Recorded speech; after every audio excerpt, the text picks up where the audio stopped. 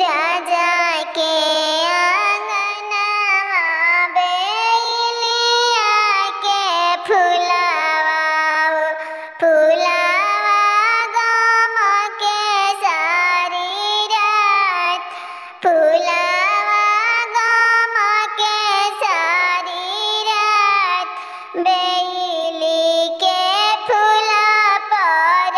भारालू भइले हो फसी गइले भरा सारी रात बेली के फुला पर भारालू भइले हो फसी गइले भरा सारी रात घोडावा चढल आइले दुलहा कवन दुलहा खड़ा भइले ससुर जी के द्वार ससुर जी के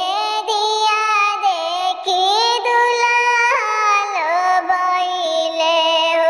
खड़ा भइले अंगना के बीच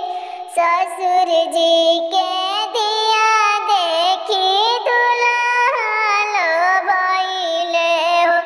खड़ा भइले मड़उआ के बीच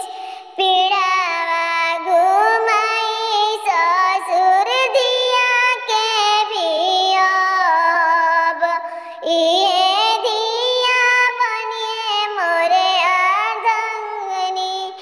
पीड़ावा घुमाई ससुर दिया कन्यादान करब हमहि